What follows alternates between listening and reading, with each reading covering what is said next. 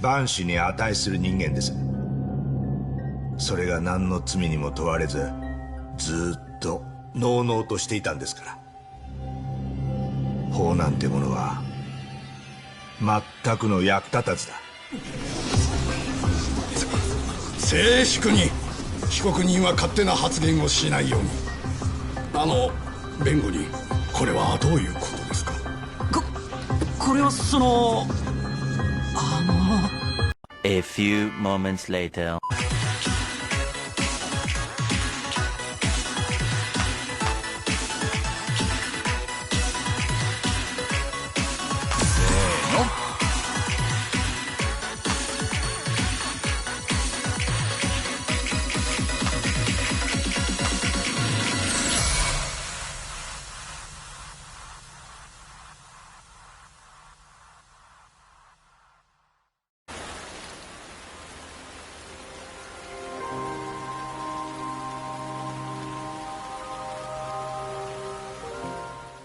We can't have nice things, can we? Even when a game like Lost Judgment comes around, a great game that I have very little to complain about, which improves on its predecessor on almost every front, and a game that marks the very first time a game by the studio behind Yakuza released worldwide on the exact same day and date everywhere in the world, which is spectacular news that shows just how far the Yakuza brand has grown in the West. Even with all of that, we must acknowledge the sad news that doesn't come very far behind it, that it is likely going to be the last installment in the series, and that not this entry nor the first one will ever reach the PC, because Johnny's, the talent agency behind the actor that plays the main character, absolutely refuses to let any images of any of their talent to spread across the web. I'm not joking, just Google the digital versions of the magazines that featured actors and singers from their agency, and they are all like grayed out, like they were censored out of existence. It's hilarious. Overall though, my takeaway from this news is more negative than positive. Sure, with Sega cancelling a series because they couldn't put it on PC, and with Capcom recently announcing that they expect PC to be their main platform by 2023, the PC overall seems to be headed for a bright future, which, given the ability of the platform to stand the test of time and preserve games that were released even once for the rest of, well, time, I can't help but feel that this will end up being a net positive for gaming overall, but unfortunately the side effect is that everything that can't adapt to this future and doesn't have something like console exclusivity deals to back them up will inevitably be forsaken due to their incapability of generating revenue on as many platforms as possible, even if the product turns out to be really good. Enough fancy talk about the future of gaming for now though. Now that you got informed, if you hadn't already, about the Johnny situation and my opinion about it, it's time to dive deep into the Judgment series' quite possibly unintentional swan song, Lost Judgment. And let me tell you, like I already said about 3 times by now, I think it's a pretty damn good game. The story of Lost Judgment begins roughly 3 years after the story of the first game, and I know that because the date shows up on the screen and because they talk about the events from the first game about 10 hours in and then never again. No, seriously, maybe there's spoilers for the first game hidden somewhere on the optional written data files and such, but the 2 games are such completely separate entries. You could actually play Lost Judgment first, then go back to Judgment completely clean, and you still wouldn't know about the main twists and turns of the first game's plot. Like, the fallout of the plot of the first game can be felt throughout certain points, and characters do return from the first game, but aside from Yagami making some vague references to a specific character, there are basically no spoilers from the first game here, which I assume was intentional on the part of the writers to just let players jump in and enjoy it even as a standalone adventure. However, I should warn you that, hilariously enough, this game actually spoils the plot of the latest Yakuza game, since it takes place on the same universe, but after the story of that game in the timeline. So yeah, holy fuck, how did they manage to not spoil the previous Judgment, yet spoil that instead? But if you're new around the block, you might be wondering, who is Yagami anyway? Well, if you missed his first adventure, Takayuki Yagami is the protagonist of our story. He's a licensed attorney, though he doesn't practice law anymore after a specific event left his fate in the justice system and himself in tatters. And so he left to start a private detective agency with Masaharu Kaito, his ex-Yakuza best friend. The plot this time around starts with them going on an unusual case for their agency before they get a call to help some buddies from the previous game with their own new startup detective agency in Ijincho, which is the same city we went to in the previous Yakuza game, and we go there because it is definitely a bold artistic choice and not just the team recycling the same assets at all. Arriving there, Yagami helps them investigate a nearby high school for evidence of possible bullying going on. Little does Yagami know that soon enough, one of his attorney friends will call him and ask him to investigate the school as well. In her case, however, she wants him to investigate a man called Hiro Mikoshiba, a student teacher of the academy whose corpse just showed up a few days ago in an abandoned building. It isn't just an ordinary whodunit, however. The main reason she needs his help is because the identity of the body was revealed during a trial before anyone could have even identified it. The trial of Akihiro Ehara, a man she was defending against charges of sexual harassment. Upon being found guilty, Ehara simply stated the identity of the corpse, apropos of apparently nothing. So now it's up to Yagami to catch the bullies and find out what really happened with Hiro, not knowing that both cases might in fact be deeply related and entwined with an even bigger conspiracy. So you know, it's detective conspiracy thriller stuff, just like the first game. But while the first game was decidedly very adult, what with it taking place in Kamurocho and featuring a Yakuza serial killer, this time around the focus is more on the younger side of society, with stuff like bullying. Not that it treats the topic with kids' gloves, or any kind of special gloves at all really. Yagami treats the problem like every other protagonist in the Yakuza series treats their problems. Basically, by drop-kicking the shit out of the bad guys. It only so happens this time around the bad guys are teenagers, but don't worry, they commit some truly villainous shit, so it actually feels pretty damn good to throw their 16-year-old asses out of windows. I can't say the topic is dealt with a very deep amount of nuance, it's not like the solutions to such problems are straightforward in real life, but the game doesn't try to portray such problems as straightforward, and in fact tries its best to empathize with the feelings of those who suffered from bullying, and I'd say even if it's not a deep or large amount of nuance, there is some nuance and the devs' hearts are in a good place, so I'd say their message hits successfully. Yeah, good job.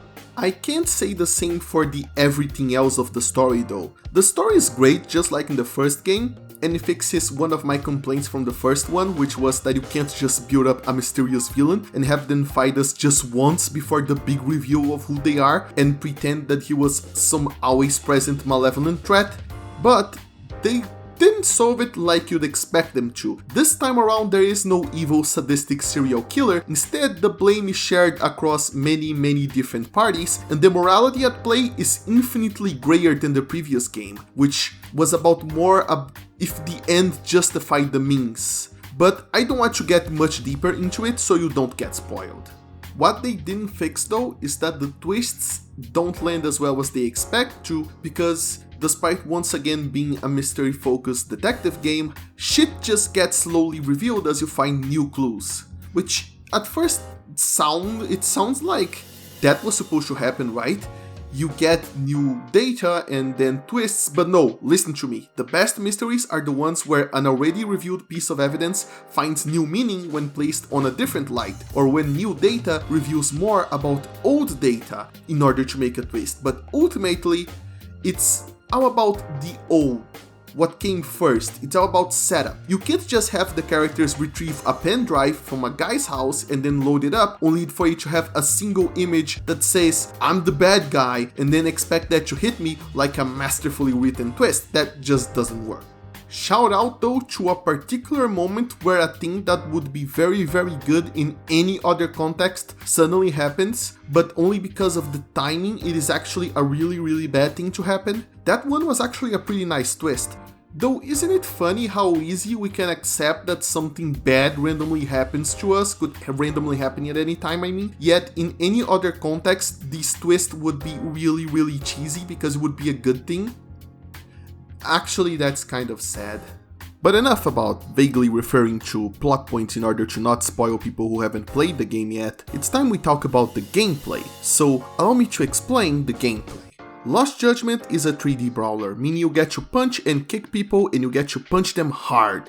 The basics are the same as the Yakuza series, before it turned turn-based. You get a normal attack and a finisher attack that you can use at the end of a string of normal attacks, plus a grab, a block, and a dodge bottom. Pretty standard stuff. When it gets interesting though is with the EX attacks, special attacks that you can use under certain conditions if you have at least one bar charged on your EX meter. The way they work is that you press the finisher button and a little cutscene plays out where you kick the absolute ass out of whoever you are targeting, right in the middle of battle, usually with knockout results, but it really depends on what move you triggered and how much health the target has.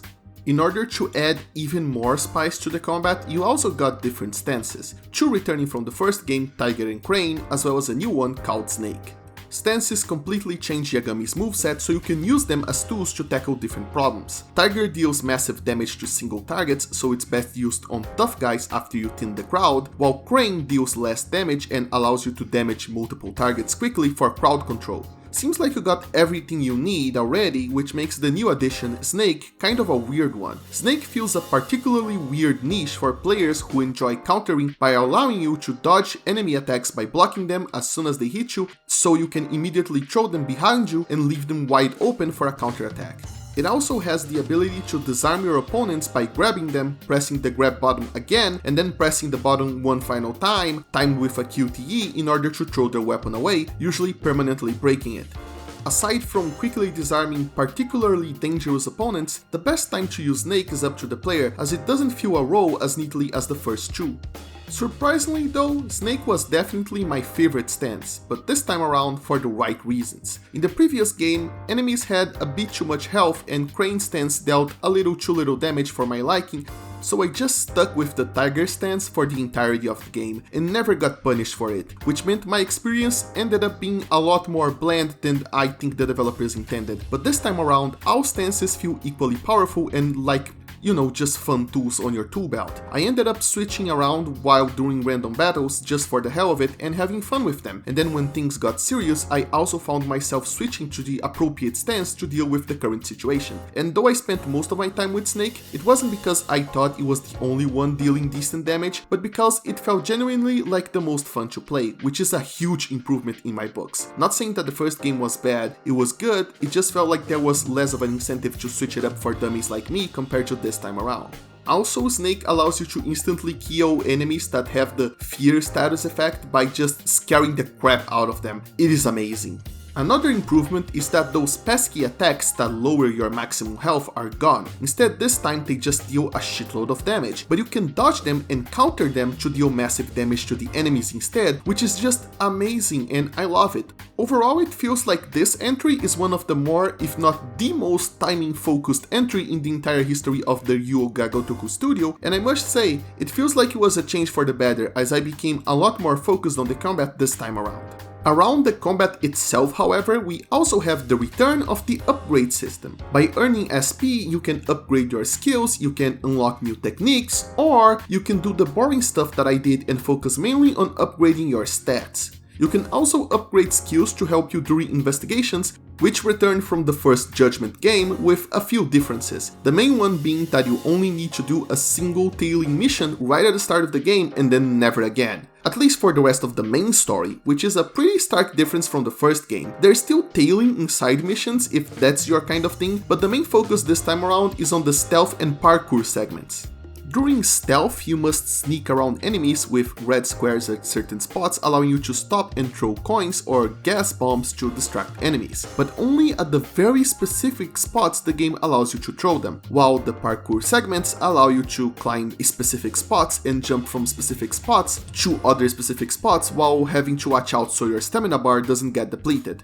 They are a nice diversion that serves to showcase how different Yagami is from the usual Yakuza protagonist, that he is a slick investigator instead of a straightforward brawler, but in the end, the keyword you probably noticed in the previous sentence is specific. All you really do during these segments is walk or crouch around and then press a button at a certain location to do stuff in a very linear fashion. Rather than a natural extension of the gameplay, they feel like something unnaturally tacked on top of an existing part of the open world. Though the fact that you can push your limits a little bit more doing them to collect extra items do make them more involved than a mindless chore to just get through. What definitely isn't uninvolved at all, however, are the minigames, a staple of the Yuga Gotoku games by this point, all of which have their own fleshed out control schemes. It's just a thing of marvel to walk into an arcade and see all of these classic Sega arcade games emulated perfectly for you to get some fun out of before you leave in order to get more fun out of punching people, especially when there are so many that they manage to make entire playable arcades with not a single machine that's there just for looks. This isn't the first game to do that, of course, the original Judgment also did this, and of course the Yakuza series before it. I just wanted to say that out loud because it just feels really good to say it and I haven't done it before, so let me just point this out and have my moment, okay? Okay, moment's gone, let's continue. Most of the minigames this time around, however, are tied to the high school Yagami investigates. There are many clubs around the school and Yagami can help them out as an advisor, partaking in the activities of the club in the guise of minigames in order to investigate them and catch a criminal that's instigating teenage delinquency known only as the Professor. In a way, it's really cool to tie all of the minigames together with such a system, because that way they can become more than simple separate entities, they can be tied to an entire massive plotline that gives them more meaning than if they were just isolated minigames. But ultimately, the way Lost Judgment ties them together ends up weakening the overall experience. Because of the way they are connected, completing a minigame rewards you with some abstract stats like focus or teamwork, which don't affect combat at all and only serve to lock minigame progress until you grind out a minigame that increases them, so Yagami has to switch between a bunch of different clubs, grinding out their activities until he's ready to progress to the next level. This means you will need to engage with a lot of minigames that you really don't like to place the one you do, and even the ones that you do like eventually get boring when you have to grind out the exact same step until you unlock the next one, especially when a minigame as jarringly unpleasant as the Robotics Club exists.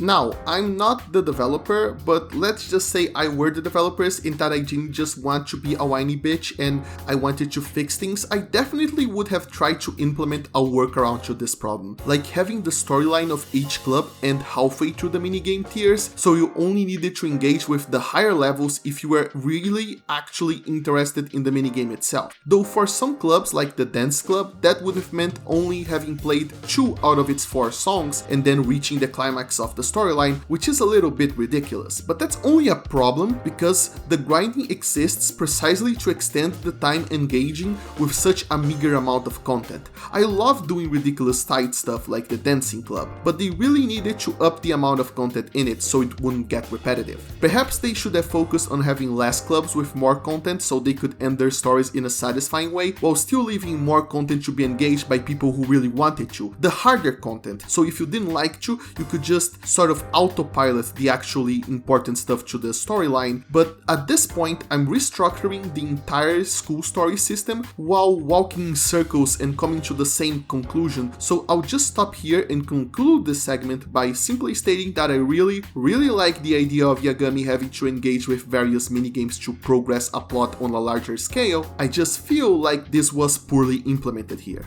Going forward into the soundtrack, Lost Judgment delivers a bop, which should be no surprise since Yakuza has been delivering the bangers ever since the very first game on the PS2. But every single game, there's always a theme, usually a boss theme that stands out to me, and I keep playing it in repeat for weeks until I'm so sick of it I vomit the very first time I hear it again. In Yakuza 7 it was Hot-Blooded, and this time around the theme is called Viper. I'll leave it out of this video to prevent spoilers in case you want to experience this theme for the first time like I did, but the theme goes in hard in what a musically impaired person like me could only describe as villainous violence. And I love it. It's incredibly over the top yet fitting for the character it stands for, who is a man I hope you come to love to hate just like me as you go through the game. As a final note on the gameplay before we conclude this video, however, I feel Lost Judgment is a hard game, way harder than the first one or the previous Yakuza games ever were. It made me wonder if I was remembering the first game correctly, since I don't remember ever having a hard time with the first one, and Yakuza games typically aren't hard, though this is much more due to the ability to just item spam more than because of their actual difficulty. As the series evolved, the developers tried more and more to limit it while not going overboard, but Lost Judgment is definitely the most harsh game in this regard, as you can only carry 3 items of each type, and even pharmacies only carry a few variations of the items you can collect. Perhaps the only variations this time around, so you have to go through some pretty tough battles with very few items, which greatly enhances the difficulty. Once I reached the final boss battle, I was out of items, and my only choice, at least the only choice I found at the time, was to use a tiger stance counter technique on his every attack in order to cheese the battle. Ultimately, I persevered and finished the game on normal mode, yes, normal mode, yet it felt like a hollow, unfun victory because I just cheesed him with a broken technique. Yet, given that if I didn't use it, I couldn't even get to his second phase, the choice was clear.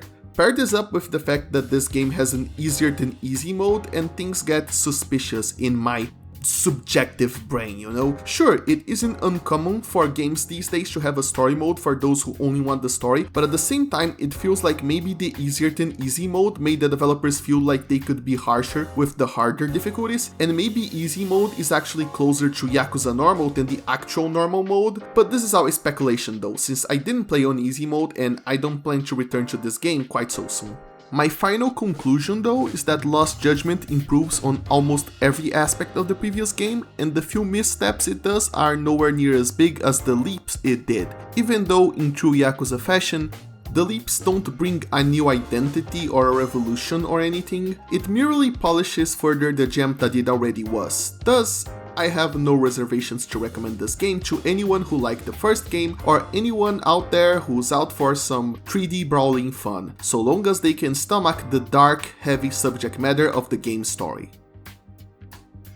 That's it, you can go home now.